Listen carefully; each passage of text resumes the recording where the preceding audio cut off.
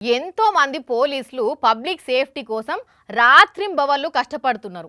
పండుగలు, పబ్బాలు, హాలిడేస్ రోజులల్ల సూత డ్యూటీ చేస్తారు. వాళ్ళల్ల సూత నీతి నిజాయితీగా పనిచేసే వాళ్ళు చాలా మంది ఉన్నారులా. కానీ అక్కడక్కడ కొందరు పోలీసులు చేసే పనులు చూస్తే ఎవరికైనా కోపం వస్తుంది.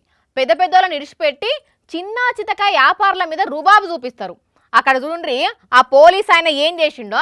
అయ్యో పాపం, ఆ అన్న రోడ్డు పక్కకు చిన్న బండి పెట్టుకొని స్నాక్స్ అమ్ముకుంటుంటే ఈ పోలీస్ ఆయన పోయి శంపమించెల్లి పట్టుమని జరిసి చల్ ఇడికెళ్ళి బండి తీసేయి అని స్నాక్స్ డబ్బాలన్నింటినీ రోడ్డు మీద పడేసిండట. తన కష్టమంతా రోడ్డు పాలయ్యేటాళ్లకు పాపం ఆ అన్నకు గుండె పగిలినంత పనైంది. ఆ స్నాక్స్ అమ్ముతే వచ్చిన పైసలతోనే ఆయన బతికెళ్ళ తీస్తున్నాడట.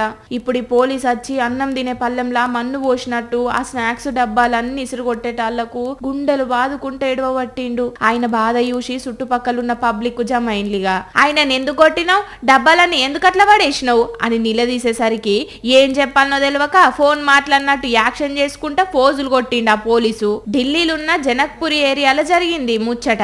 పెద్ద పెద్దోళ్ళు తప్పు చేస్తే వాళ్ళ జోలికి పోయేటందుకు శాత కాదు గాని ఇటువంటి చిన్న చితక వ్యాపారుల మీద మాత్రం రుబాబు చూపెడతారు ఈ పోలీసులు అని అనుకోవట్టిండ్లు అక్కడ జమైన పబ్లిక్.